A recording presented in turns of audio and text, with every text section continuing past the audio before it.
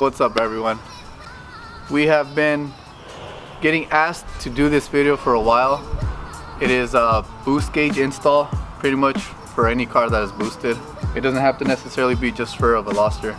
It might be a little different in other cars, but another thing, I'm going to show you what that little switch is that I've had installed that I said it was my horn. It's called the clutch switch mod. That's only for Veloster turbos that are manuals only. I'll show you what that does and if you're gonna want to do it for your car, which I recommend. Alright, so this is a Pro Sport, I guess the Evo version. As you can see, this is the white color, red, green, and blue. So there's like different color options you could put. There's also this thing you could set like your max PSI, I guess you could say. So when you're getting close to there, somehow this is supposed to warn you, I guess like as a safety. I don't really use it because it's not tuned, so it's not a big deal. But first thing is first, we have to remove the battery to show you where I ran the wires. And I'm going to show you that right now.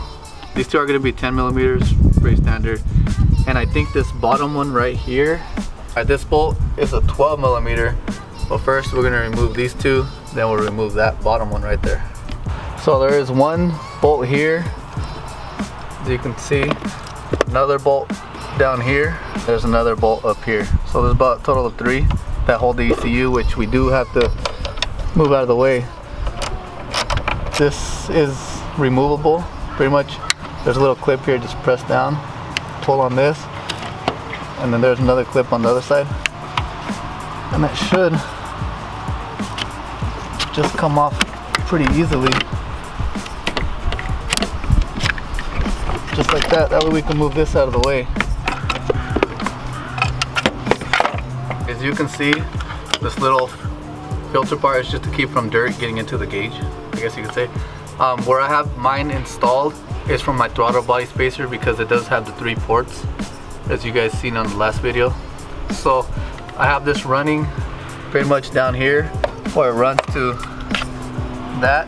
So that wire that goes from the throttle body spacer leads to this, which pretty much calculates the boost, which goes to the boost gauge. And the wiring, I had to take it to a shop just because I didn't know what I was doing, and that was before the whole YouTube thing. The wire is running into pretty much the car through here, which they didn't have to drill or do any of that.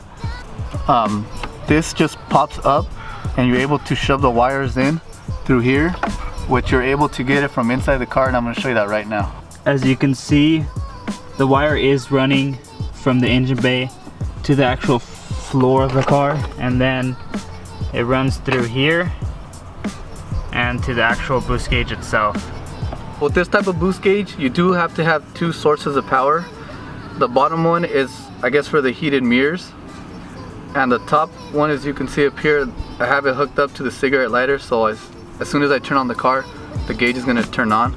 You do have to have a ground for it to run, which I have it up in here.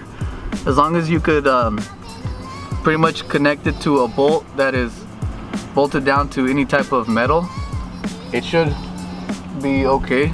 I also have, I guess, the ACC on. I have another wire, so when I do turn on my headlights, it does dim down for, like, I guess the night, so it's not too bright at night.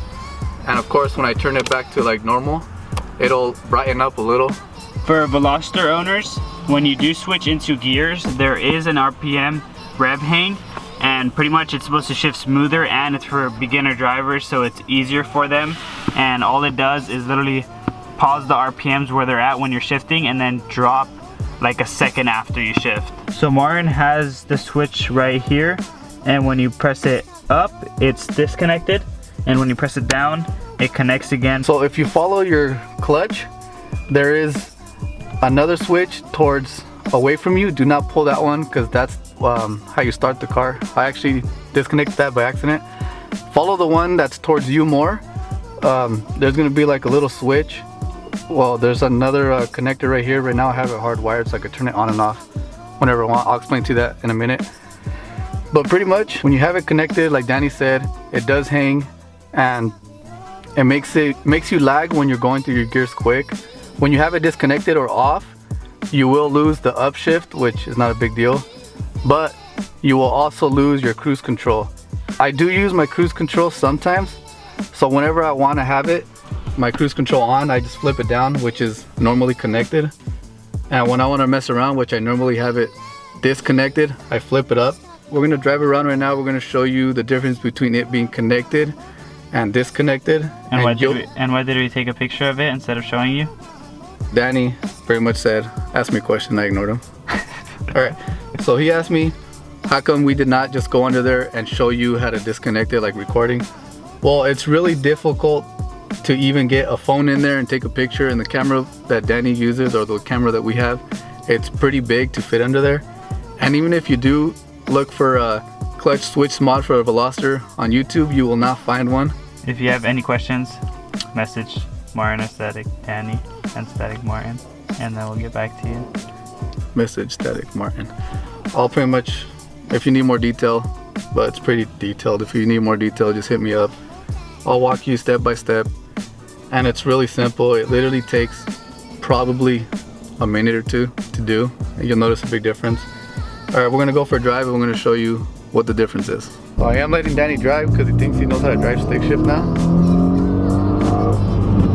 Pretty much we're gonna go to our spot where there's not too many cars. We're gonna show you the difference of that switch on and off. I think it's off right now. Let me turn it on. Turn it on. Yeah, like I don't know how to drive stick. I'm gonna do a pull on Martin's car for the first time.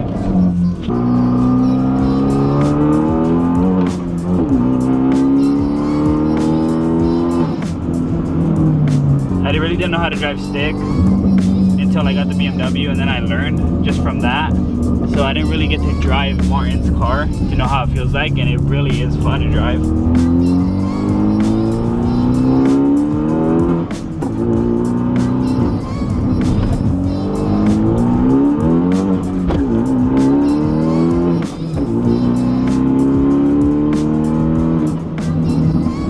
Alright, first we're gonna do it with the switch connected normal, and Danny's gonna record the RPM. It's gonna hang a little bit. Hold on. He's shifting right now. See that little lag? This is with the switch disconnected, and you're gonna notice the difference.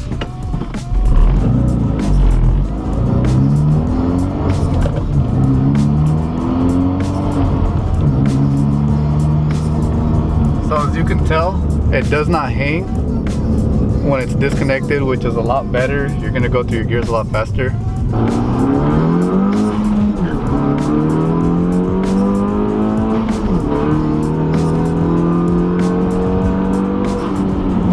This is with the switch disconnected.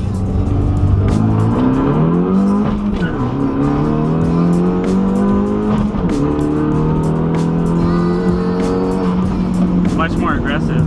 So it does shift a lot faster when the switch is disconnected.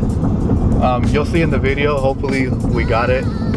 But if you don't believe me, you know, you could just try it out for yourself, and you'll notice a real difference. You're not gonna wanna have it ever connected. This is where we're gonna end the video. Hope you guys enjoyed it. It was more towards Veloster owners, so you're welcome guys for the Veloster bros.